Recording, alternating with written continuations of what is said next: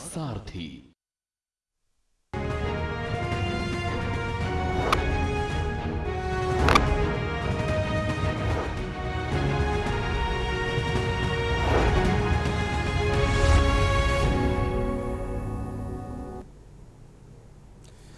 नमस्कार, अभिवादन में दुर्गेंद्र चौहान। 15 अगस्त 1947 को जब देश आज़ाद हुआ था तो एक नए भारत का सपना बोया गया था। एक ऐसा भारत जहां हर बच्चे की आंखों में उड़ने का आसमान हो और हाथों में अपनी तकदीर लिखने की ताकत। आज हम उस ऐतिहासिक क्षण के 69 साल पूरे कर चुके हैं। हमारी साक्षरता दर 77% पार जा चुकी है। आज के नए भारत का बच्चा केवल 2 करोड़ 2 एकड़ जमीन या क्लर्क की नौकरी का सपना नहीं देखता। उसका सपना अंतरिक्ष है, आर्टिफिशियल इंटेलिजेंस है, खेल का मैदान है, वैश्विक स्टार्टअप्स हैं। लेकिन सवाल है कि यह है कि क्या 69 साल बाद हमारे बच्चों के सपनों को असली आज़ादी मिल पाई है? आज़ादी अंग्रेज़ों से तो मिल गई, लेकिन शिक्षा, रोजगार की वह वास्तविक आज़ादी कहाँ है जिसका वादा हर दौर की सरकारों ने किया था? आज़ादी के बाद ये वादा किया गया था। आज सवाल सीधा है, हमारी शिक्षा प्रणाली डिग्रियों का ढेर तो नहीं लगा रही, लेकिन उद्योग और बाज़ार की ज़रूरत के हिसाब से हुनर क्यों नहीं दे पा रही? क्यों आज भी हमारे स्कूल सीखने की खुशी देने के बजाय अंकों और गुणागणित में लगे हुए हैं और तनाव बांट रहे हैं? क्यों बच्चों की मौलिक सोच को रटंत विद्या के बोझ तले दबाया जा रहा है? एक तरफ तो हमारे पास हाईटेक डिजिटल क्लासरूम वाले चमचमाते प्राइवेट स्कूल हैं, तो दूसरी तरफ देश के ग्रामीण इलाकों में आज भी बुनियादी ढांचे और योग्य शिक्षकों की कमी से जूझते सरकारी विद्यालय, जिनमें इस देश की बहुतायत आबादी के बच्चे पढ़ते हैं। शिक्षा की ये खाई आखिर कब पटेगी? बात सिर्फ क्लासरूम तक सीमित नहीं है। क्लासरूम से बाहर निकलते ही युवा के सामने एक नया पहाड़ खड़ा होता है, रोजगार का पहाड़। हर साल हमारे देश में लाखों स्नातक डिग्रियां लेकर बाहर निकलते हैं, लेकिन त्रासदी देखिए, उद्योग जगत कहता है कि उन्हें जॉब रेडी उम्मीदवार नहीं मिल रहे हैं। और दूसरी तरफ युवा दर दर की ठोकरें खाने को मजबूर है, प्रदर्शन करता है, धरने देता है, लाठियां खाता है। आखिर कौशल, वोकेशनल ट्रेनिंग और नई टेक्नोलॉजी को लेकर सही मार्गदर्शन क्यों नहीं मिल पाता है या मिल पाया है? योग्यता के मुताबिक सम्मानजनक वेतन और रोजगार के अवसर पैदा करने की रफ्तार धीमी क्यों है और इसकी जिम्मेदारी किसकी थी? आपको यह भी बता दें कि देश के प्रथम प्रधानमंत्री पंडित जवाहरलाल नेहरू ने जब इस देश की आज़ादी के बाद नींव रखी तो IIT और IIM जैसे संस्थानों का सपना देखा था। उसके बाद से लेकर आज तक प्रधानमंत्री नरेंद्र मोदी के दौर तक नई शिक्षा नीति आई, डिजिटल इंडिया आया, स्टार्टअप इंडिया के नारे लगे, काम हुआ, नीतियां बनी। लेकिन 69 साल बाद आज देश पूछ रहा है कि अगर नीतियां इतनी अच्छी हैं तो ज़मीन पर परिणाम आधे अधूरे क्यों हैं?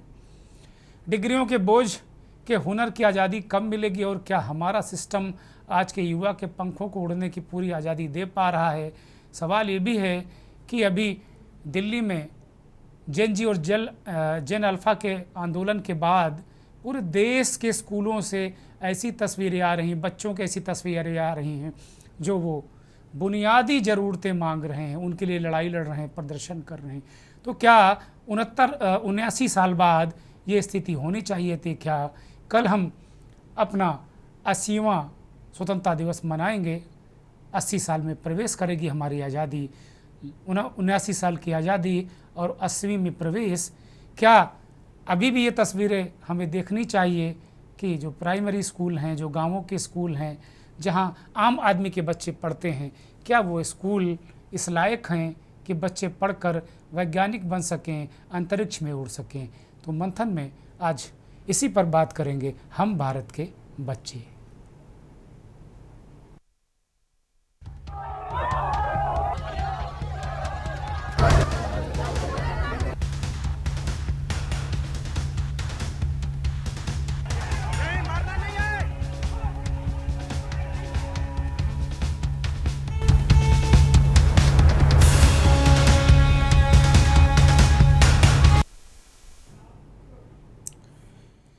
हम भारत के बच्चे, एक हमारा प्रेम्बल भी है, हम भारत के लोग।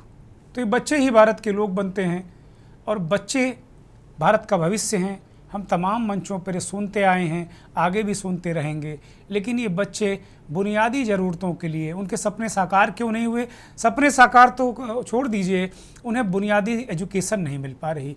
और दिल्ली में जंतर मंतर पर आंदोलन के बाद, संसद में लगातार हंगामे और बवाल के बाद अब देश भर से तस्वीरें ऐसी आ रही हैं जहां बच्चे अपनी पढ़ाई का हक मांग रहे हैं, वो परिस्थितियां बता रहे हैं, उन चीज़ों को देख रहे हैं। शायद आज़ादी के बाद, आज़ादी की वर्षगांठ का ये पहला अवसर होगा जब इतनी तस्वीरें हमारे सामने हैं, इतने सवाल हैं कि कल लाल किले की प्राचीर से प्रधानमंत्री जब देश को संबोधित करेंगे तो उम्मीद है कि इन सवालों को वो ज़रूर एड्रेस करेंगे। वो सवाल क्या हैं, आप भी सुनिए। 4 साल हो गई, सीनियर स्कूल बने हुए, मात्र 5 टीचर है जो भी थर्ड ग्रेड के 4 साल हो गए खाते हुए। कलेक्टर को मैंने खुद अपने लिखित में कागज दिया, अभी तक कोई कार्रवाई नहीं की गई। हिंसा करे, हिंसा पूर्वक हम हमारे हक मांग रहे हैं। 4 साल हो गई, सीनियर स्कूल बने हुए, मात्र 5 टीचर है जो भी थर्ड ग्रेड के और एक ग्रेड की पोस्टें भी खाली है, प्रिंसिपल की सीटें भी खाली है। खेल मैदान, जिस मैदान में बच्चे स्टेट लेवल खेलने गए, फुटबॉल जिस मैदान बैठ गए चेस नहीं खेल सकते, ऐसा यही है क्या कि मजाक बना रखा है स्कूल को? ना इसमें बैठने लायक एक भी कमरा है, कितने मैदान है, सबको एप्लीकेशन दे दिया, कोई सुनवाई नहीं की गई। 4 साल हो गए खाते हुए। कलेक्टर को मैंने खुद अपने, हमारे लिए आजादी का मतलब यही है, 80 साल बाद भी हमारे स्कूल नहीं है। स्कूल है जो भी टूटा फूटा है, उसमें भी टीचर्स नहीं है और स्कूल की जगह आवंटित नहीं है, खेल ग्राउंड नहीं है, पक्के सड़कें नहीं है। हीरो की ढाणी से 40-50 बच्चे आते हैं रूपाली नदी को पार करके, रूपाली नदी के बहाव के कारण बच्चे स्कूल नहीं पहुंच पाते हैं और अच्छा पुलिया नहीं है। इससे अच्छा क्या हो सकता है आजादी का मतलब? हमारी मांगे पूरी करो, हमारी मांगे पूरी करो। हम भी 18 के होंगे, हमारा भी वोट का टाइम आएगा, देखते हैं किससे वोट देंगे। एक भी किसी सरकार को वोट नहीं देने के, सारे के सारे चोर हैं, सारे चोर। डीएम के आदेश बा, तनी डीएम अपना बेटा बेटी के तनी घुमाओस ना, तनी अपने होई है एसी कूलर में, आ गरीब के लड़का के इज्जत नहीं छका। आ 1 राउंड ना 4 राउंड मारो। देश की आजादी है, उनकर बाल बच्चा डीएम के आवे के चाहिए, इंस्पेक्टर के आवे के चाहिए, वो लोग के मंत्री के लड़का के आजाद करे के चाहिए। गरीब आदमी का आजाद करी? सोच राशन मिलते नहीं थे, आ कुछ होते नहीं के, झूठा खा गरीब के लड़का लड़की घूम जाई तो देश आजाद हो जाई। जे आजाद क के गई लोग के तो 10 जना बालो गुलाम बना के धो देले बालो। कितना निमन काम करत लोग। एबरा के कवना परिस्थिति में बा, हम अपना घर से बच्चा के ठीक भेजतानी, आ लड़का बेहोश हो गल, गिर गल, कोनो बीमारी रही त गिरी तो स्कूल में तो बात अलग रहल। अच्छा, कहाँ स्कूल जा रहा है? हाँ। तो तेरे पैर में क्या हो रहा है? जन्म से परेशानी है? देखा ना, ये पैर इधर से करना थोड़ा सा, कितनी दिक्कत है। अरे यार, तो स्कूल कितनी दूर है अभी यहाँ से? यहाँ पे वो घर है ना। हाँ। अच्छा, पास में ही है। हाँ। तो तेरे तो कपड़े गंदे हो गए ना सारे? हाँ। कपड़े तो गंदे हो गए, अब तू स्कूल में पढ़ाई कैसे करेगा? गीले हो गए कपड़े हैं? मैम के साथ जाऊंगा। मैम स्कूल की टीचर? अच्छा, तो कौन सी क्लास में पढ़ते हो तुम बेटा? छठी क्लास में हो गए? पढ़ाई करने का मन है? पढ़ोगे? क्या बनोगे पढ़ लिख के बड़ा होके? बड़ा होके पुलिस की नौकरी। पुलिस की नौकरी? अरे यार बहुत बढ़िया। लेकिन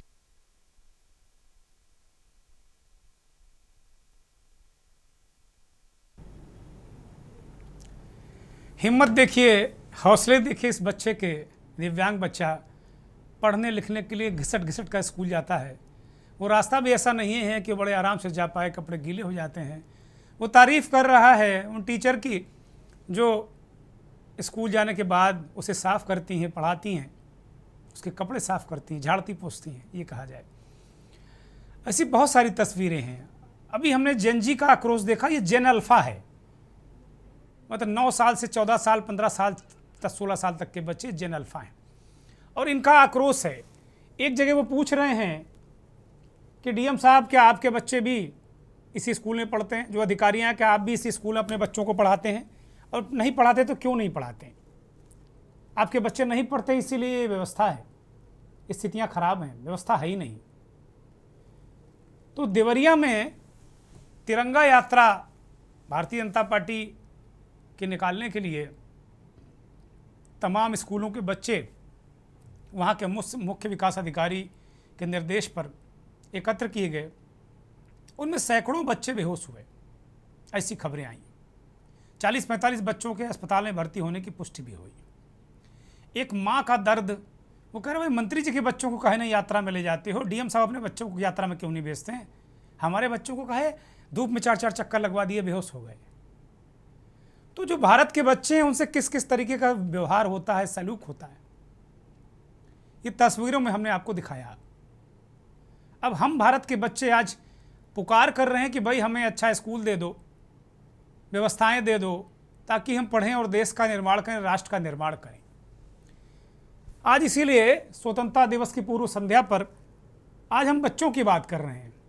आपको देश में शायद ही कोई मीडिया प्रतिष्ठान चैनल मिले जो बच्चों की बात कर रहा हो। अपने अपने चश्मे हैं, अपना अपना एंगल है, लेकिन हम जब कहते हैं कि बच्चे भारत का भविष्य हैं तो फिर उनकी बात क्यों नहीं करते? देश भर से हमारे बच्चे आवाज़ दे रहे हैं कि स्कूल सुधार दो। एक साथ बहुत सारी तस्वीरें, एक साथ स्कूल को लेकर बहुत सारी तस्वीरें, और उसमें लगभग सभी स्कूल सरकारी हैं। तो क्या आज़ादी के 79 साल में हम स्कूल भी नहीं दे पाए अपने बच्चों को? ठीक है, डालिए जिम्मेदारी नेहरू पर, इंदिरा गांधी पर, राजीव गांधी पर, वो भी कम कसूरवार नहीं है, लेकिन आपको भी जिम्मेदारी लेनी पड़ेगी, आपको भी लेनी पड़ेगी। और जिस दिन आप जिम्मेदारी ले लेंगे, मैं सरकारों से कह रहा हूं, मैं नेताओं से कह रहा हूं, और मैं अभिभावकों से भी कह रहा हूं कि जिस दिन आप शिक्षा को एजेंडा बना देंगे, स्वास्थ्य को एजेंडा बना देंगे, मुझे देखकर खुशी होती है कि शिक्षा एजेंडा बन रहा है इस देश में, उस दिन ये सारे स्कूल ठीक हो जाएंगे। हम विदेशों की बात करते हैं, वहाँ प्राइवेट स्कूलों की व्यवस्था बहुत सीमित दायरे में है, और हमारे यहाँ फैलती जा रही है, फैलती जा रही। हर इंसान की हैसियत नहीं होती कि प्राइवेट स्कूलों में बच्चों को पढ़ाए। तो भारत के भविष्य का निर्माण हम कैसे कर रहे हैं, ये तस्वीरें, बहुत सारी तस्वीरें इस बात की गवाही दे रही हैं, और हमारी व्यवस्थाओं की चुगली कर रही हैं। भारतीय जनता पार्टी के वरिष्ठ नेता, उत्तर प्रदेश की सरकार में मंत्री रहे, ब्यूरोक्रेट के रूप में भी काम कर चुके चंद्रिका प्रसाद उपाध्याय जी इस कार्यक्रम में हैं। बहुत स्वागत, बहुत धन्यवाद, बहुत आभार। रवि प्रताप सिंह पेशे से वकील हैं, कांग्रेस के प्रवक्ता हैं, नेता हैं। रवि प्रताप, आपका भी बहुत स्वागत, बहुत धन्यवाद, बहुत आभार। बहन सीमा त्यागी अभिभावक संघ के अध्यक्ष हैं, लगातार अभिभावकों की आवाज़ उठाती हैं, देश भर के बच्चों की आवाज़ उठाती हैं, छात्रों की आवाज़ उठाती हैं। सीमा त्यागी जी, आपका भी बहुत धन्यवाद, बहुत आभार। कमलकांत तिवारी जी हैं, चाइल्ड लाइन के जरिए बच्चों के लिए बहुत वर्षों से काम कर रहे हैं, बहुत वर्ष हो गए। मैं कमलकांत तिवारी जी को जानता हूं, वो पूर्व सदस्य हैं न्याय किशोर न्याय बोर्ड के, मजिस्ट्रेट का दर्जा होता है। Doctor Sangeeta Sharma child right activist हैं। डॉक्टर साहब, आपका भी बहुत स्वागत, बहुत धन्यवाद। डॉक्टर श्रेया प्रजापति एक अभिभावक हैं, और कुछ जेन अल्फा के लोगों को भी हमने आज आमंत्रित किया है। आर्या सिंह दिख रही हैं हमें स्क्रीन पर, जेन अल्फा का प्रतिनिधित्व करेंगे। सभी मेहमानों का बहुत स्वागत है, बहुत धन्यवाद है, आभार है, और स्वतंत्रता दिवस की अग्रिम बधाइयाँ भी हैं सभी को। कल हम अपना स्वतंत्रता दिवस मनाएंगे। आज पूर्व संध्या पर ये शानदार कार्यक्रम जिसमें बच्चों की बात होगी, और शुरुआत बच्चों से ही। आर्या सिंह, इस देश में जो जगह जगह से तस्वीरें आ रही हैं, आप भी देख रही होंगी, जेन जी का आंदोलन, अब आपके जो वर्ग के लोग हैं जेन अल्फा, अब वो जगह जगह से अपनी आवाज़ उठा रहे हैं, अपना हक हुकूक मांग रहे हैं। और मांग क्या रहे हैं कि एक स्कूल में पढ़ने जैसी व्यवस्था दे दो। क्या कहती हैं आर्या, क्या सोच रही हैं? जी सर, जैसे आपने बताया कि 79 मतलब 69 साल हो गए हैं हमारे देश को आजाद। 69 साल में 79 79। हाँ सर, 69 साल हाँ, ठीक है, 79 बोलिए आप, 79 79 बोलिए जी। 79 साल हो चुके हैं हमारे देश को आजाद हुए। तो हमारे भारत ने बहुत कुछ हासिल कर लिया है। जैसे आपने बताया सर, IIT हो चुका है, IIM हो चुका है, NEP हो चुका है, डिजिटल इंडिया हो चुका है, और स्टार्टअप कल्चर्स भी हमारे इसमें आ चुके हैं, स्टार्टअप कल्चर्स में। तो लेकिन समस्या सर यहाँ पे आ रही है ना कि ये जितनी भी उपलब्धियां प्राप्त हुई हैं, ये सभी बच्चों को समान रूप से प्राप्त नहीं हो पा रही हैं, समान रूप से सभी के पास नहीं जा पा रही हैं। जैसे इसमें शहरी भारत की बात करें हम इसमें, तो उसमें वो लोग AI टेक्नोलॉजी और ग्लोबल अवसरों की बात कर रहे हैं। लेकिन हमारे वही ग्रामीण भारत की बात करें तो वो लोग अभी बुनियादी शिक्षा पे और अपने वहाँ के संसाधनों पे संघर्ष कर रहे हैं। और जो हमारी शिक्षा प्रणाली है वो बिल्कुल इतनी उसमें बहुत बड़े इतने दोष आ चुके हैं। जैसे उसमें अभी दोष हम बात करें सबसे पहले तो इस पे रटने की, उस पे हमें रटने की बीच में जितनी भी शिक्षा प्रणाली चल रही है उस पर रटने की आधारित है, लेकिन समझने पे कोई इस पर ध्यान नहीं दे रहा है। और जैसे इसमें बच्चे की आ जाती है सर जिज्ञासा, जो भी बच्चा जिज्ञासा होती है, क्रिएटिविटी होती है एग्जाम में, लेकिन एग्जाम और नंबर के दबाव में आके उस पर ये जितनी भी क्रिएटिविटी हो गई। ये तो बात की बात है आर्या सिंह, ये तो बात की बात है, एग्जाम नंबर दबाओ। पहले तो लड़ाई स्कूल की लड़ी है आप लोग, इसको जो तस्वीरें आ रही हैं स्कूल की लड़ाई है। कहीं स्कूल मर्ज हो गए, कहीं स्कूलों में टीचर नहीं हैं, कहीं पानी टपक रहा है, वॉशरूम नहीं है, कुर्सियां नहीं हैं, कीचड़ है, रास्ते में कीचड़। अब तो लड़ाई इस बात के जेन अल्फा लड़ रहा है। आर्या जी सर, इस पे मैं सर यही कहना चाहूंगी, जैसे स्कूल की व्यवस्था भी अभी, जैसे हाईटेक स्कूल हमारे प्राइवेट स्कूल में आ जाते हैं, वहाँ सारी व्यवस्था मिलती है, लेकिन जो सरकारी गवर्नमेंट स्कूल है वहाँ पे तो कोई व्यवस्था ही नहीं की जा रही। जैसे कि आपने बताया, टीचर नहीं है, रूम की व्यवस्था नहीं है, बैठने की सीटें नहीं है, बच्चे अभी भी जमीन पे बैठ के पढ़ रहे हैं। वॉशरूम्स की व्यवस्था नहीं करी जा रही है, वहाँ पे वॉशरूम्स है भी तो उसको लॉक करके रखा जा रहा है, और बच्चे बाहर, जो भी उनको समस्या आ रही है, बच्चे बाहर जाके अपनी कर रहे हैं। तो इस चीज पे मैं कहूंगी कि इसको सुधारा जाए, जितना भी है स्कूल, प्राइवेट स्कूल को भी प्राइवेट स्कूल के जैसा ही हमारा गवर्नमेंट स्कूल के भी बच्चों को फैसिलिटीज दी जाए। ठीक बात है। आज हमारे कार्यक्रम का नाम है हम भारत के बच्चे, और भारत के बच्चों की तरफ से ही उनकी आवाज़ हम रखने की इस कार्यक्रम में कोशिश कर रहे हैं। बच्चों के साथ लगातार काम करने वाली doctor Sangeeta Sharma child right activist हैं। डॉक्टर शर्मा, मैं आपकी तरफ मुखातिब हो रहा हूँ, ज़रा ये बताइए कि अभी एक महीना 2 महीना के अंदर इस देश में एक परिवर्तन देखने को मिल रहा है। जो बच्चे चुपचाप कैसी भी व्यवस्था में अपने स्कूल से चले जाते थे, टीचर आ रहे हैं नहीं आ रहे हैं, वॉशरूम है कि नहीं है, वो बच्चे अब मुखर होकर बोल रहे हैं और सैकड़ों वीडियो सोशल मीडिया पर दिख रहे हैं। इस परिवर्तन को कैसे देख रही हैं और चुनौतियां क्या हैं डॉक्टर शर्मा? सभी को मेरा नमस्कार और आपको बधाई कि आपने ये टॉपिक उठाया, और मैं आर्या को भी बधाई देती हूँ, पूरे जेन जी और जेन अल्फा को बधाई देती हूँ कि कम से कम तुम लोगों ने प्रश्न करना शुरू किया। ये जो हमारा हम कहते तो हैं लोकतंत्र में सबसे बड़ी मुख्य जो बात होती है वो यही है कि प्रश्न करें। अब हमारे बच्चे कम से कम प्रश्न करने लगे हैं। ये जो आप कह रहे हैं, जैसे पिछले कुछ दिनों में ये एक बहुत बड़ा चेंज आया है, जो कि बहुत ही पॉजिटिव चेंज है। लेकिन जरूरी ये है कि हम इसके साथ साथ ये भी समझें कि हमारी जिम्मेदारी के साथ हम इस बदलाव को लेकर के आए। तो जो बच्चे आज मुखर हो रहे हैं उनके लिए बहुत जरूरी है कि वो वास्तव में अपनी परेशानियों को समझें, और साथ साथ ये भी देखें कि इसका सोल्यूशन कहाँ निकल सकता है। उनके ओपिनियन में सोल्यूशन कहाँ है? क्या केवल स्कूल की दीवारें या बिल्डिंग या सिर्फ इंफ्रास्ट्रक्चर से सही हो जाएगा?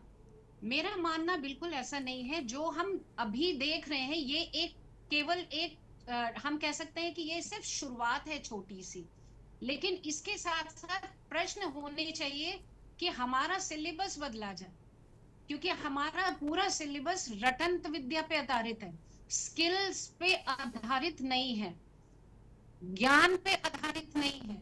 तो सबसे पहले तो बच्चों को ये एक अच्छी चीज शुरू की उन्होंने क्वेश्चन उठाना, दूसरा ये अब उनके दिमाग में आना चाहिए कि कैसे हमारी शिक्षा प्रणाली आज के समय के हिसाब से हो।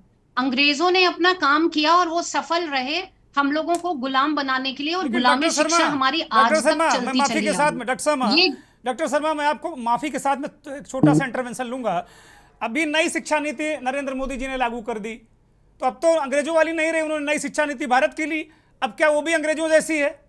अगर आप ये कहना चाह रहे हैं कि फिर बदलाव चाहिए नहीं, तो फिर? वो नहीं, मैं ये, मेरी बात पूरी है, मेरी बात पूरी समझिए। नई शिक्षा नीति आई है, लेकिन अभी भी हमारी नई शिक्षा नीति पूरी तरह से इम्प्लीमेंट नहीं हो पाई है, और उसका एक बहुत बड़ा कारण हमारे पूरे समाज में जो माइंडसेट है उसके ऊपर है। देखिए, कोई भी शिक्षा प्रणाली या बच्चों के मुद्दे केवल कानून या पॉलिसी लाने से हल नहीं होंगे। इनके लिए बहुत आवश्यक है कि हम सामाजिक तौर से भी, हमारे अभिभावक भी ये बात को समझें कि हमारे बच्चों को वास्तविकता में चाहिए क्या है। हमारे अभिभावक अभी भी कहीं ना कहीं, हमारा समाज कहीं ना कहीं एक मानसिक रूढ़ियों में जकड़ा हुआ है, जो ये देखता है कि डिग्रियां आ जाएं और नौकरी आ जाए। बच्चा अब ये नहीं चाह रहा, बच्चे को भी ये, बच्चा ये समझ रहा है इस बात को, लेकिन अभी हमारा समाज बहुत अच्छी तरह से नहीं समझ पा रहा। तो ये सारे जो बदलाव है ये साथ साथ आने जरूरी हैं, और इसीलिए जब हमारी नई शिक्षा नीति पूरी तरह से इम्प्लीमेंट हो पाएगी, तभी हम कुछ सकारात्मक और बेहतर बदलाव देख पाएंगे, क्योंकि अभी हम पूरी तरह से अपनी शिक्षा नीति को बदल नहीं पाए हैं। अच्छा, एक क्योंकि छोटा अभी सा हमारा कमेंट चाहते हैं mindset तो डॉक्टर वही शर्मा। चल रहा है। डॉक्टर शर्मा, एक छोटा सा कमेंट चाहते हैं। जो मौजूदा शिक्षा नीति लागू हुई है पिछले दिनों, मतलब पिछले सालों में, प्रधानमंत्री जी ने उसको लागू किया, क्या वो जैसा आप चाहते हैं, जैसा बच्चों को चाहिए, क्या वो उस पर वो खरी है, या उसमें भी कोई बदलाव की जरूरत दिख रही है? देखिए, अभी मैंने आपसे कहा कि उसका इम्प्लीमेंटेशन कायदे से हुआ ही नहीं है, इसलिए हम उसकी गुणवत्ता को तो कैसे पहचान पाएंगे? गुणवत्ता हम पहचान ही नहीं पाएंगे। आज भी हमारे बच्चे उसी पद्धति से पढ़ रहे हैं, क्योंकि स्कूलों को ये सुविधा है, स्कूल चाहते हैं कि जैसा पहले हो रहा था वैसा ही होता जाए। न्यू एजुकेशन पॉलिसी में बहुत अच्छी अच्छी चीजें हैं जिनको बदलाव चाहिए स्कूल के लेवल पे, जो कि वास्तव में स्कूल भी नहीं कर रहे हैं। चाहे आप मैडम, अगर अच्छी इस अच्छी मामले में अगर नीतियां हैं, देखें क्या तो नीतियां हैं वो बता सरकारी दीजिए स्कूल बस। फिर भी कुछ कर रहे हैं। हाँ, देखिए, नीतियों क्या में जैसे बहुत हम अच्छी कहते हैं है ना, वो एक बताइए। प्रैक्टिकल, जी जी, हम बता रहे हैं आपको। देखिए, नई शिक्षा नीति में पहली बात तो जोर दिया गया है कि एक केवल रटंत विद्या ना होकर के नॉलेज हो, ज्ञान हो, और साथ में प्रैक्टिकल हो, व्यवहारिक शिक्षा हो। अगर आप अभी भी देख रहे हैं तो नई शिक्षा नीति जो कह रही है वो चीज पूरी तरह से पटल पे कहाँ आ पाई है। आज भी हमारे साथ आर्या बैठी है, आर्या देख रही होगी, समझ रही होगी, पेरेंट्स बैठे हैं, पेरेंट्स के हमारे रिप्रेजेंटेटिव्स हैं। आज भी क्या हम मार्क्स के पीछे नहीं दौड़ रहे? क्या बच्चे मार्क्स के पीछे नहीं दौड़ रहे? जबकि नई शिक्षा नीति ऐसा नहीं कहती। वो कहती है कि आप व्यवहारिक ज्ञान लो। इंटर्नशिप, इसीलिए शुरू से इंटर्नशिप की बात की गई है, स्किल्स की बात की गई है, वोकेशनल ट्रेनिंग। कितने अभिभावक हैं जो बहुत अच्छी तरह से अपने बच्चों को वोकेशनल ट्रेनिंग देने के लिए तैयार होते हैं।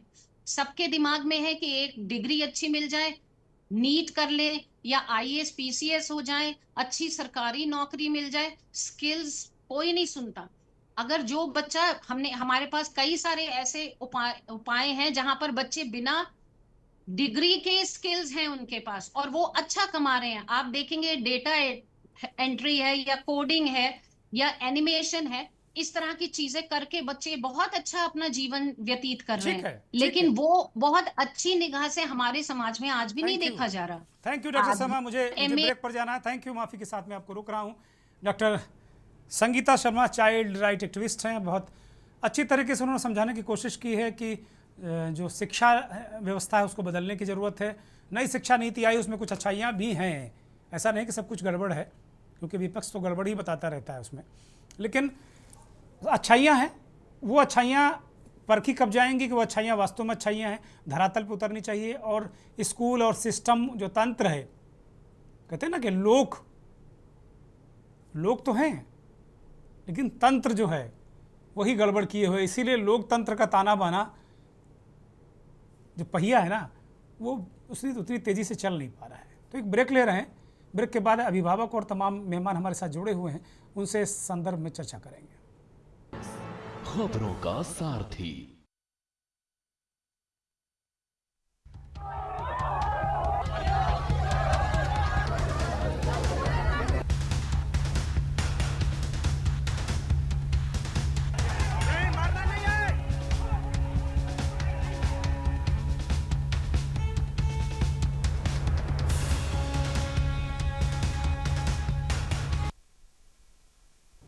स्वतंत्रता दिवस से ठीक पहले इस देश में एक बदलाव देखने को मिल रहा है।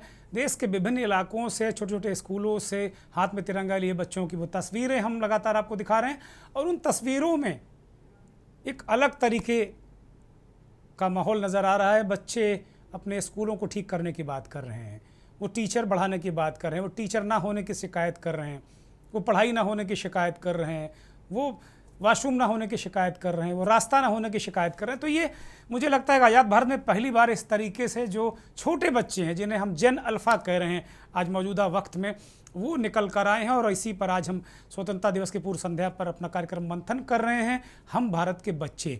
ब्रेक से पहले doctor Sangeeta Sharma child right activist हैं, उन्होंने बहुत सारी बातें रखी कि भाई जो शिक्षा है वो अब बदलाव की ज़रूरत है। जो बदली हुई शिक्षा नीति है उसमें अभिभावकों की बड़ी भूमिका है। अभिभावक भी चाहते हैं कि बच्चे डिग्री लें, पैकेज लें और बहुत सारी चीज़ें करें, लेकिन वो स्किल्ड नहीं होना चाहते हैं। स्क्रीन पर मेहमानों को लाया जाए, सीधे रुख एक अभिभावक की तरफ करेंगे। डॉक्टर श्रेया हमारे साथ अभिभावक के रूप में मौजूद हैं। डॉक्टर श्रेया से मेरा सवाल है कि अभी डॉक्टर संगीता शर्मा ने कहा कि भाई हम अपने बच्चों को इंजीनियर, डॉक्टर, ये सब तमाम ओहदे देना चाहते हैं, लेकिन हम उन्हें स्किल नहीं करना चाहते हैं। तो जब हम और आप बदलेंगे, हम अलग तरीके से उम्मीदें करेंगे, तो फिर ये जो हमारे बच्चे तैयार होंगे ये स्किल्ड बेस तैयार होंगे, ना कि रटने वाले।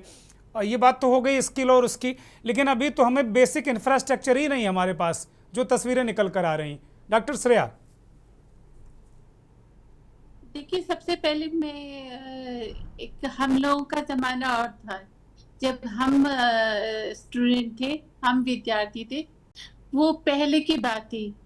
और हम लोगों को माता पिता ने जिस विद्यालय में डाल दिया, वो विद्यालय कैसा है उस पे हमारा ध्यान नहीं रहता था। हम अपना पढ़ाई केवल पुस्तक लिए और पढ़ते गए और अंत में पीएचडी करके निकल गए। लेकिन अब जो बच्चे जेन अल्फा जिसे आप बोल रहे हैं, ये सब हाथ में मोबाइल लेकर ही धरती पर आए हैं, दुनिया में मोबाइल लेकर के ही आए हैं। और मोबाइल से और सोशल मीडिया के माध्यम से उनके पास इतनी नॉलेज है, हर तरह की नॉलेज है उनके पास, जिसके कारण कि पहले तो एज ए पेरेंट हम उनका मुकाबला ही नहीं कर पा रहे। और पहले हमें समझना पड़ रहा है अपने बच्चों को, कि हम अपने बच्चों को समझें, उनकी ज़रूरत क्या है। और कभी भी हम लोग बहुत सारे जनपद में रहे हैं, तो मैंने बहुत पास से जो हमारे विद्यालय हैं उनको देखा है।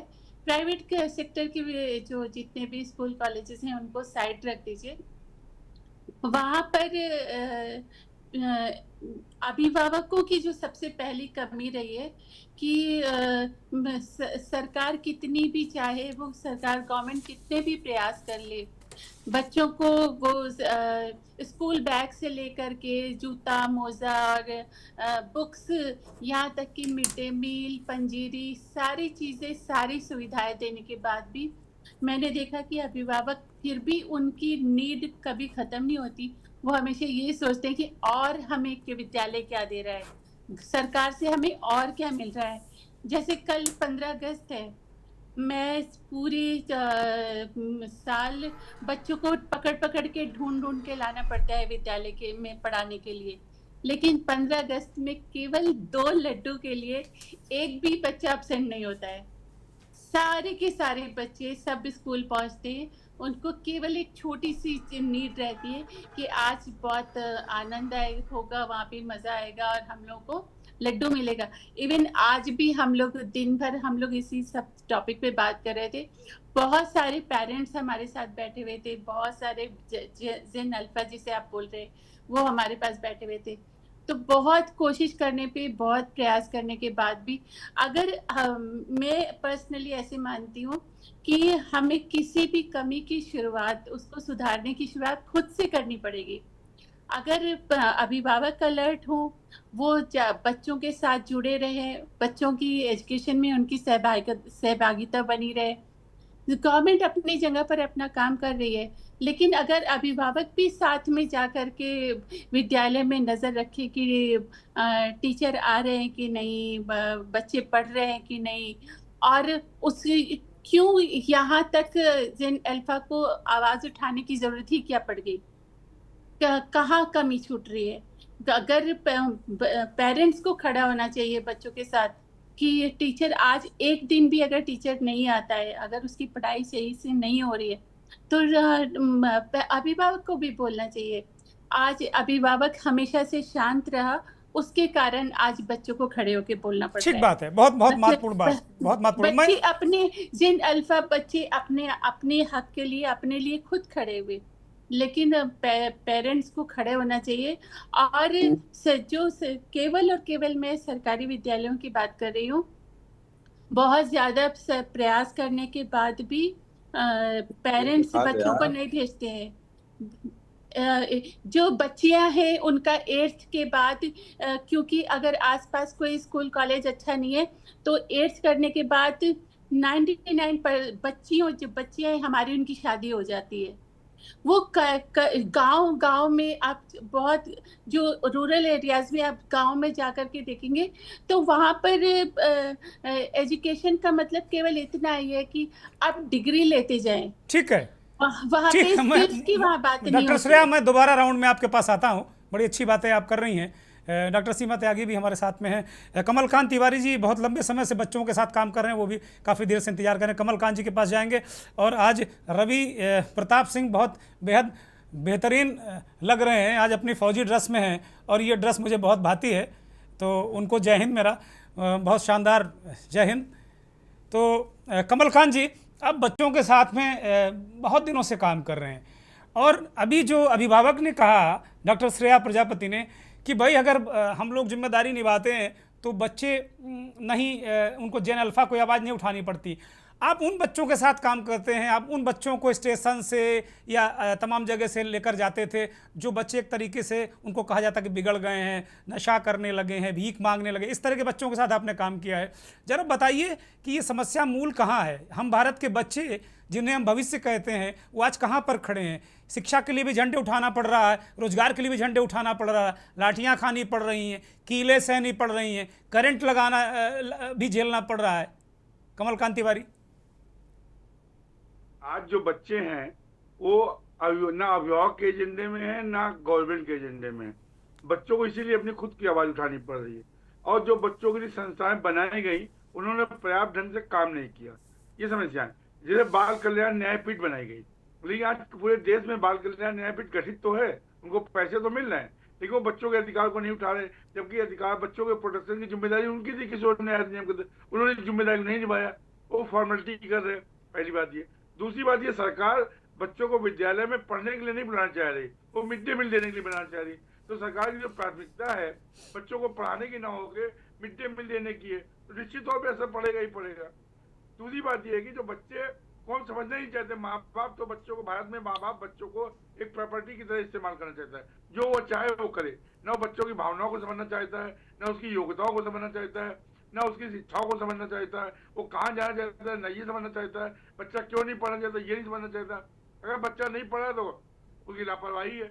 और बच्चे, तमाम सारे बच्चे, हम तो 15,000 ज्यादा बच्चों को माँ बाप से हम लोगों ने मिलाया, उसमें 90% बच्चे वो थे जो झूठ बोलते थे कि माँ बाप मर गए, और 2 दिन बाद 3 दिन बाद मालूम चलता है माँ बाप हैं।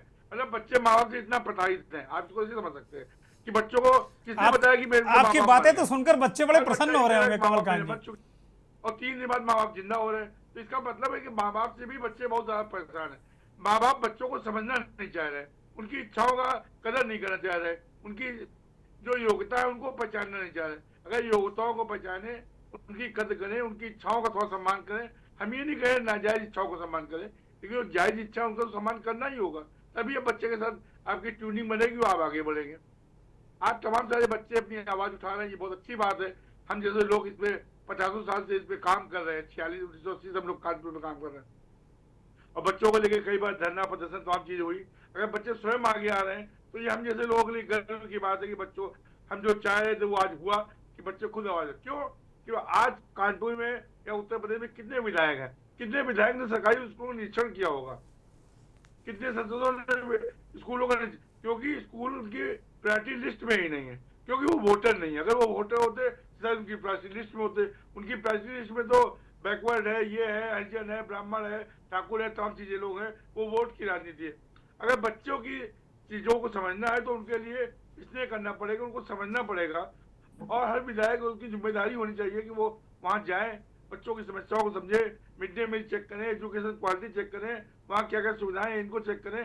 तमाम सारे स्कूलों में सरकार ने तमाम योजनाओं में शौचालय बना दिए, एक बार ताले लगे हुए हैं, तो लड़के और लड़कियां कहाँ शौचालय जाएंगे।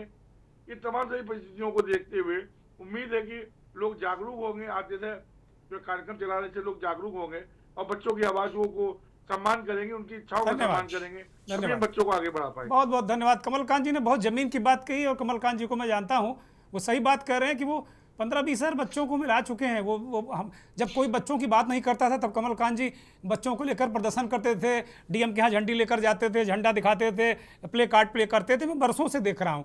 तो ऐसे लोग अगर कोई योजना बनती तो कमलकांत जी से लोगों को दरकिनार किया जाता है। सीमा त्यागी जी, बहुत सारी जवाब और सवाल होंगे उनके मन में, मैं आऊँगा, लेकिन चूँकि अभी कमलकांत जी ने सवाल उठा दिया कि भाई सांसद विधायक और तमाम लोग हैं, ये इनके एजेंडे में स्कूल है ही नहीं। चंद्रिका प्रसाद जी, सरकार आपकी है, सवाल आपसे पूछे जाएंगे। 3-3, 4-4 इंजन की सरकारें हैं आपकी। चंद्रिका जी बताइए, बच्चे एजेंडे में नहीं हैं। जी, आपको नमस्कार, सभी सम्मानित पैनलिस्ट को नमस्कार, आपके सभी श्रोताओं को नमस्कार जी। बहुत अच्छी बात है हमारे जो साथी पैनलिस्ट हैं उन लोगों ने रखी है, और सबका जो दृष्टिकोण सुधार के प्रति ही है। और मैं आपको बताना चाहता हूं कि ये बात सही है कि सरकार ने निरंतर सुधार का प्रयास किया है, चाहे हमारे भवन हो, सरकारी भवन हो, चाहे फर्नीचर हो, चाहे उनके पानी पीने की व्यवस्था हो, साफ पानी की, या उनके शौच जाने की व्यवस्था हो, इवन टीचर्स की चाहे भर्ती हो, तमाम विद्यालयों में टीचर्स पर्याप्त मात्रा में भर्ती किए गए हैं। और ये भी सही है कि मिड डे मील इत्यादि को इसलिए कि बच्चों को पौष्टिक खाना मिल सके, तो तमाम सारी सुविधाओं का सरकार ने ध्यान रखा है। और जब से योगी जी महाराज आए हैं तो उनको चाहे बस्ता हो, चाहे जूता हो, चाहे मोजा हो, चाहे कापी किताब, सारी चीज़ें दे रहे हैं। तो सरकार के स्तर पर मुझे नहीं लगता कि कोई उनके बच्चों के एजुकेशन को प्रमोट करने के लिए कोई भी कमी सरकार की ओर से है। अभी नई शिक्षा नीति की बात भी हुई जिसमें कहा गया कि भाई वोकेशनल एजुकेशन हो, बच्चों को अपने स्थानीय भाषा में पढ़ाया जाए, स्थानीय महापुरुषों के बारे में बताया जाए, बहुत सारी चीज़ें की जा रही हैं। और मैं समझता हूँ कि चीज़ों का परिणाम भी आएगा। और आपको भी याद होगा, हम लोग तो टाट पट्टी वाले स्कूलों में पढ़ के आए हैं, जब भवन भी बहुत अच्छे नहीं होते थे, टाट पट्टी होती थी। उस समय के लोग भी तमाम बड़ी बड़ी सेवाओं में भी गए, तमाम विभिन्न जीवन के क्षेत्रों में गए हैं। तो ऐसी कोई निराशाजनक की स्थिति नहीं है, लेकिन ये है कि जितना भी सुधार हो सके उतनी अच्छी बात है। और समाज की समस्याएं अपनी होती हैं, जो परिवार होते हैं, गरीब होते हैं, उनकी भी समस्याएं अलग होती हैं। प्राइवेट स्कूलों के जो बढ़ने का कारण है, उसका कारण ये कि जो माता पिता सोचते हैं कि प्राइवेट स्कूल में ज़्यादा अच्छी शिक्षा मिलेगी, या प्राइवेट चिकित्सा में ज़्यादा लोग अपने जाते हैं, डॉक्टर जो सरकारी उनमें कम जाना चाहते हैं। इसका मतलब नहीं कि वो लोग कम क्वालिफाइड हैं, कम मेहनत कर रहे हैं। एक मनोवैज्ञानिक भी लोगों के दिमाग में बात रहती है कि साहब वो जो प्राइवेट वाला है वो ज़्यादा बढ़िया है। धीरे धीरे चीज़ें बदलेंगी, और मैं समझता हूँ कि समाज में जिम्मेदारी का भाव आ रहा है और तमाम लोग इस ओर आगे बढ़ रहे हैं। और ये तमाम चीज़ें, बहुत सी चीज़ें तो अनेक कारणों से होती हैं, लेकिन अभी जिस प्रकार से हमारे साथियों ने अपनी बात रखी है, मैं उनकी बातों से सहमत हूँ। और इतना ज़रूर कहना चाहता हूँ कि सरकारों के प्रयास में कोई कमी नहीं है, चाहे स्कूल खोलना हो, चाहे MBBS की डिग्री जो मिलती है उसमें काफ़ी संख्या बढ़ा दी गई, इंजीनियरिंग कॉलेज ज़्यादा खोल दिए गए, तमाम चीज़ें। अभी अभ्युदय कोचिंग माननीय मुख्यमंत्री जी ने खोल दिया कि जो बच्चे दिल्ली में कोचिंग नहीं कर सकते या बड़े शहरों में फ्री ऑफ कास्ट कोचिंग उनको डिस्ट्रिक्ट हेडक्वार्टर पर दे रहे हैं। तो इन जितनी भी चीज़ें उनको समझ में आ रही है, किससे बेहतरी होगी पढ़ने वालों के बच्चों में, उनका कैरियर मैनेजमेंट में, वो सारा कुछ सरकार कर रही है और भी चीजें जो सामने आएंगी उसको भी सरकार करेगी। धन्यवाद धन्यवाद। अब बहुत सारी अभी बातें कही चंद्रिका जी ने, तो अब मुझे अभिभावक संघ के पास जाना ही पड़ेगा। भाई सीमा जी ये बताइए कि बहुत सारी व्यवस्थाएं तो हैं, ये तस्वीरें सब कहाँ से निकल कर आ रही हैं, जरा इसका जवाब दे दीजिएगा। कि कोई कह रहा कि रास्ता नहीं है, कोई कह रहा टीचर नहीं है, कोई कह रहा बोर्ड ही नहीं है, काहे में पढ़ लें, भवन गिरा जा रहा है। ये बच्चे इनको क्या हो गया इन बच्चों को? दुर्गेंद्र जी समस्या यही है कि सरकार के मंत्रियों, सरकार के चाहने वालों के पास कहने को बहुत कुछ है, लेकिन धरातल पर पिक्चर वही है जो आप दिखा रहे हैं। अगर सब कुछ इतना चंगा है, जितना वरिष्ठ अभी बीजेपी के जो मंत्री बैठे हैं उन्होंने बताया, अगर सब कुछ इतना चंगा है तो फिर आपको भारत के बच्चे शो लाने की आवश्यकता नहीं थी। जिन बच्चों को आपने दिखाया है शायद या तो उन तक ये सारी चीजें पहुंच नहीं रही होंगी, कहीं तो कुछ है, या जितना लंबा चौड़ा भाषण अभी दिया गया ये सिर्फ कहने के लिए दिया गया है, वास्तव में तो ऐसा है नहीं। अभी हम दुर्गेंद्र जी बात कर रहे थे नई एजुकेशन पॉलिसी की। दुर्गेंद्र जी हमारा दुर्भाग्य ये है कि हमारे यहाँ पॉलिसीज बहुत बनती है, हमारे यहाँ नीति आयोग बहुत बनते हैं, हमारे यहाँ फाइलें बहुत बनती है, हमारे यहाँ मीटिंग बहुत होती है, लेकिन वास्तव में जो प्रैक्टिकल प्रॉब्लम है उनको कोई एड्रेस नहीं करता। देखिए नई एजुकेशन पॉलिसी को बने हुए 6 साल हो गए हैं और अभी तक उसका 10% भी धरातल पर नहीं उतरा।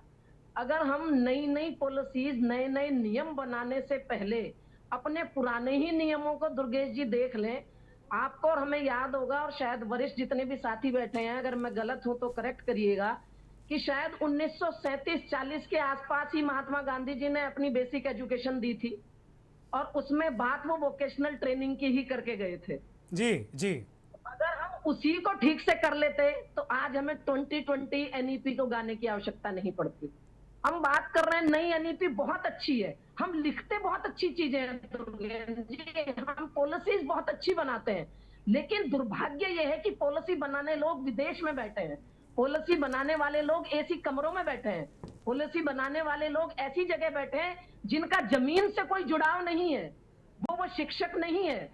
पॉलिसी वाले पॉलिसी बना देते हैं कि बच्चों का सर्वांगीण विकास करें, बच्चों को एआई की ट्रेनिंग दे, बच्चों को वोकेशनल ट्रेनिंग दे, लेकिन पॉलिसी बनाने वाले लोग सबसे पहले ये क्यों नहीं सोचते कि चाहे कोई भी सरकार रही हो दुर्गेंद्र भाई, कि हम आजादी के 80वें साल में प्रवेश कर रहे हैं और अभी भी हमारे देश में 2 एजुकेशन सिस्टम चल रहे हैं, एक गरीब के लिए और एक अमीर के लिए।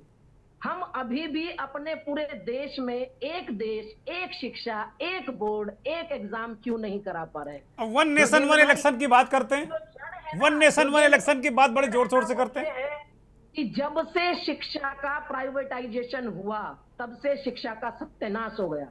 अगर मेरे देश की सरकार, और ऐसी सरकार जो नगर निगम से लेकर राष्ट्रपति भवन तक बैठी है, और वो देश को एक सरकारी एजुकेशन सिस्टम नहीं दे पा रही, अभी भी हम आजादी के 80वें साल में भी हम प्राइवेट स्कूल मालिकों पर डिपेंड है हमारी 80% एजुकेशन के लिए, तो फिर हमें अपने आप को पीछे मुड़ के देखना पड़ेगा। सब कुछ चंगा कहने से काम नहीं चलेगा।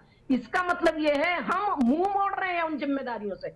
हम क्यों नहीं मांग करते? दुर्गेंद्र भाई ये बात सही कही किसी ने कि जब अभिभावक नहीं बोले, जब नेता नहीं बोले, जब मंत्री नहीं बोले, तो बच्चों को बोलना पड़ा, चाहे वो जैन जी के हों, चाहे वो अल्फा के हों, और बच्चे बोलते बोलते कुछ ट्रैक से भी हट गए और हमने उनको दबाने की कोशिश की। दुर्गेंद्र भाई मुझे उम्मीद है आज आप भारत के बच्चे कर रहे हैं, तो कल शायद इन सारे बच्चों के सवालों के जवाब हमें प्रधानमंत्री जी के वक्तव्य में मिलेंगे और हमें सुननी पड़ेगी। दुर्गेंद्र भाई अगर इस देश के सभी नेता, इस देश की सभी पार्टियां इन बच्चों को सुन ले कि वास्तव में चाहिए क्या। हम जो इलेक्शन प्रोसेस है वो धीरे धीरे हम चुनाव जो है वो जाति पर ही लड़ने लगते हैं, सारा मीडिया भी दिखाने लगता है कुर्मी वोट इतनी, ब्राह्मण वोट इतनी और वैश्य वोट इतनी। अगर हम जब ये अभिभावक अपने बच्चों की आवाज सुन के ये समझ जाएंगे दुर्गेंद्र भाई कि इलेक्शन में वोटिंग तब देनी है शिक्षा और स्वास्थ्य पर। ठीक बात है। इलेक्शन में वोटिंग अपनी जाति के भाई को नहीं देनी, किसी पार्टी के पटके को नहीं देनी, किसी पर्टिकुलर एक चेहरे को नहीं देनी। इलेक्शन में वोट उस व्यक्ति को देना है जो मेरे बच्चों को अच्छे स्कूल दे सके। ठीक बात है, बहुत अच्छी बात कही, अच्छी शिक्षा, बहुत अच्छी बात कही, मेरे बुजुर्ग, बहुत अच्छी बात कही। सीमा जी मैं लौटूंगा रवि प्रताप को लेने, चूंकि लगातार वो सुन रहे हैं हम सबको। रवि प्रताप जी, सीमा जी मैं आऊंगा। किधर दिखाई दे रहे हैं कि बच्चे खुद अपने लिए बात कर रहे हैं, बच्चे खुद स्कूल मांग रहे हैं, और मुझे उम्मीद है कि नेशनल मीडिया भी इसको उठाए और कम से कम मंत्री विधायक ऐसा ना कहे सब कुछ चंगा सी, अगर सब कुछ चंगा सी तो इन बच्चों की पिक्चरों को हटा दीजिए। ठीक है, थैंक यू। रवि प्रताप सिंह हमारे साथ लगातार जुड़े हैं, कांग्रेस के नेता हैं। भाई रवि प्रताप जी, जिम्मेदारी तो सबकी बनती है, खाली नरेंद्र मोदी या बीजेपी की नहीं। देखिए दुर्गेंद्र भाई, निश्चित रूप से सबकी जिम्मेदारी बनती है, इसमें कोई संदेह नहीं। और हम ये थोड़ा सा पीछे जाना चाहेंगे डेटा में। जब 1100 ईस्वी में ऑक्सफोर्ड की नींव पड़ रही थी तो वहां का डेलीगेशन आया था और वो जाके कहा था कि Indian educational system is one of the best educational system in the world. और हमारी गुरुकुल पद्धति हुआ करती थी, वहां लोग 2 लड्डू के लिए नहीं जाया करते थे, वहां पे मिड डे मील नहीं था, लेकिन वहां पे शिक्षा की गुणवत्ता थी। उसके बाद हमारे यहाँ जब आजाद हुए तो हमारे पास इंफ्रास्ट्रक्चर, पैसे कम थे, लेकिन सरकार ने हर गांव में एक एक प्राथमिक विद्यालय किया। हम और आप मैक्सिमम लोग उसी प्राथमिक विद्यालय से आए और अध्ययन अध्यापन एक नोबेल प्रोफेशन होता था। लेकिन बाद में ये हुआ कि जो इसको कोई नौकरी नहीं मिली उसको किसी विद्यालय में 5000 की नौकरी मिल गई। हमारे यहाँ इंडियन एडमिनिस्ट्रेटिव सर्विस तो है, इंडियन पुलिस सर्विस तो है, लेकिन इंडियन एजुकेशन सिस्टम सर्विस नहीं है। ये क्यों नहीं हुआ? आप प्राइवेट स्कूल की बात करते हैं, जब सरकारी स्कूलों में आप शिक्षा की गुणवत्ता को कम कर दिए, समानांतर आपने प्राइवेट स्कूलों को लाइसेंस इशू शुरू कर दिया, 1 लाख तक आपने विद्यालय बंद कर दिए, 3 गुना आपने प्राइवेट स्कूलों की फीस बढ़ा दी, तो ये आपने ड्रॉप आउट के लिए एक बहाना बनाया कि लोग ड्रॉप आउट हो जाए। दूसरी बात, आज आप जैसे टेट पास करते हैं, सीटेट पास करते हैं, प्राइवेट स्कूल के लिए कंपलसरी कर दीजिए कि ये मापदंड पास करने के बाद ही आप टीचिंग सर्विस में आएंगे, तो ये सारा समस्या समाप्त हो जाएगा। किसी तरीके से इसको कुछ नहीं मिलता है, प्राइवेट वाले दोहन करते हैं, 5000, 7000, 8000 में लाके पढ़ते और पढ़ाते हैं। मेरी बहन कह रही थी कि 2 लड्डू के लिए लोग चले जाते हैं। कदापि नहीं बहन, वो उस आजादी की 15 अगस्त और 26 जनवरी के जुनून और जज्बात से जाते हैं, माँ उनको सजा के भेजती है। लड्डू खाने कोई बच्चा आज की तारीख में नहीं जा रहा है। दूसरी बात मैं ये कह रहा हूं, जब हम आज की तारीख में अगर वहां पे शौचालय नहीं है तो टीचर क्या कर रहे हैं? माँ बाप पे आप कर देते हैं, आप खुले में जाके शौच करते हैं, टीचर खुले में पेशाब करते हैं, तो आपका बच्चा जरूर कहेगा। आपको भी अपनी बात कहनी पड़ेगी। कब तक आप जो है डर करके जिंदगी जिएंगे? अगर जेनजी अपनी बात को आया है, याद रखिए दुर्गेंद्र भाई, अगर हमारे बच्चे अपने अधिकारों की बात हमारे सामने आंख में आंख डाल के करते हैं, इसका मतलब कि उनके अधिकारों का हमने दोहन किया, अतिक्रमण किया। उनके अधिकारों को पूर्व सुनिश्चित कर देते तो अधिकार मांगे ना आते। आज तो हाल ये हो गया कि किसी भी कीमत पे आप शिक्षा को उत्तरदायी नहीं ठहरा रहे, स्कूल को उत्तरदायी ठहराइए। 500 रुपए से लेबर से हम काम कराते हैं, उसको खैनी नहीं खाने देते। लेकिन हमारा लड़का अगर 90% पास होता है और वो रिक्शा चलाता है तो हम स्कूल पे लौट के नहीं जाते कि कौन सी शिक्षा तुमने दी है। अकाउंटेबिलिटी फिक्स करनी पड़ेगी। रोल और रेस्पॉन्सिबिलिटी की बात हम बहुत करते हैं, अकाउंटेबिलिटी फिक्स करिए, स्कूलों को उत्तरदायी ठहराइए कि just you have to choose your student as per his calibre. हम 10th में ही डिसाइड कर दें कि कौन लड़का रिंच पकड़ेगा, कौन लड़का आला पकड़ेगा, कौन लड़का हमारा ब्लैक बोर्ड पे जाएगा। निश्चित रूप से सचिन तेंदुलकर आज की तारीख में, दुर्गेंद्र भाई पीएचडी नहीं है, आमिर खान पीएचडी नहीं है, सेना में नहीं जा पाए थे महानायक, शाहरुख खान भी नहीं जा पाए थे, कलाम जी भी नहीं जा पाए थे, लेकिन किसी ने अपने क्षेत्र में इतिहास रचा तो कोई महानायक हो गया और कोई भगवान कहा जाता है। क्यों नहीं हम ऐसा सिस्टम लाते हैं? नहीं, लेकिन रवि प्रताप देखिए, सबसे जरूरी रवि प्रताप भाई, सबसे ये तो बहुत आगे की बातें हैं। सबसे महत्वपूर्ण बात है कि जब इंफ्रास्ट्रक्चर ही नहीं है, बच्चों जो तस्वीरें आ रही हैं हम उस पर भी फोकस रहना चाहते हैं। तस्वीरें जो आ रही हैं वो तो ऐसा है कि भाई बच्चे पढ़ेंगे कैसे, वो कैसे महानायक बनेंगे, वो उनका स्किल कैसे पहचाना जाएगा जब वो बेसिक एजुकेशन उनको नहीं मिल पा रही इतने सालों बाद। दुर्गेंद्र भाई, देश में प्राथमिक विद्यालयों में करीब 3 लाख ऐसे विद्यालय हैं जहां पे एक टीचर है, 1 से 5वीं तक के लिए एक टीचर है। आप बताइए वो टीचर क्या साइंस में भी दक्ष है, क्या गणित में भी दक्ष है, क्या इतिहास में भी दक्ष है, क्या भूगोल में भी दक्ष है? एक टीचर कैसे पढ़ाएगा? दूसरी बात, अगर आप शौचालय नहीं देंगे वो लड़का लड़की थोड़ी सी अगर बड़ी हो गई है, 5 में पढ़ने वाली लड़की लगभग 12 साल की हो जाती है, शर्म के मारे उस दिन स्कूल नहीं जाएगी अगर उसका पेट खराब होगा तो। आप कहीं छत टपक रहा है तो कहीं आपके पास बैठने के लिए नहीं है। और दूसरी बात, कुछ भी हो जाए दुर्गेंद्र भाई, जिस दिन गुणवत्ता आप सुनिश्चित कर देंगे, हमारे यहाँ सारे अधिकारियों, सारे नेताओं के बच्चे सरकारी स्कूल में 5 साल के लिए कंपल्सरी कर दीजिए। ठीक बात है, ये बहुत अच्छा सुझाव है, ये बहुत अच्छा सुझाव है। 5 साल, केवल 5 साल चंगा हो जाएगा। या तो प्राथमिक कर दीजिए, या मिडिल कर दीजिए, या स्कूलिंग कर दीजिए। हम आज अपने बच्चों को पढ़ाते हैं डीपीएस में, एपीएस में, लेकिन आईआईटी सरकारी कराना चाहते हैं, एमबीबीएस सरकारी कराना चाहते हैं। क्यों? बीए का फीस 200 रुपया और पहली का फीस 2000 रुपया। बहुत बहुत धन्यवाद। अब माफी चाहता हूं, बहुत अच्छा विषय है, बहुत लंबा चल सकता है, बहुत अच्छी बातें कहीं। इसी नोट पर इस कार्यक्रम को खत्म कर रहे हैं। बहुत बहुत धन्यवाद और सभी को अग्रिम शुभकामना स्वतंत्रता दिवस की। हम उम्मीद करते हैं, जैसा कि सीमा त्यागी ने कहा, कि प्रधानमंत्री जी कल इन जेन जी, जेन अल्फा और स्कूलों की शिक्षा की इनकी बात वो करें। ऐसे हम उम्मीद करते हैं, ऐसी अपेक्षा करते हैं। अगर किसी माध्यम से उन तक ये बात पहुंच जाए तो बहुत अच्छा होगा। और दूसरा, रवि प्रताप ने बहुत अच्छा सुझाव दिया कि ठीक है, जब हम आज़ाद हुए थे तो कुछ चीज़ें हमारे पास थोड़े संसाधन हमने किया, बाद में हमको ध्यान देना चाहिए था। इसके लिए सारे लोग बराबर के जिम्मेदार हैं, मैं दोषी तो नहीं कहूँगा। लेकिन अगर कलेक्टर का बच्चा, नेता का बच्चा, मंत्री का बच्चा अगर एक ही स्कूल में पढ़े तो व्यवस्था सुधर जाएगी। ये अच्छा सुझाव है, इस पर सरकारों को विचार करना चाहिए। नमस्कार।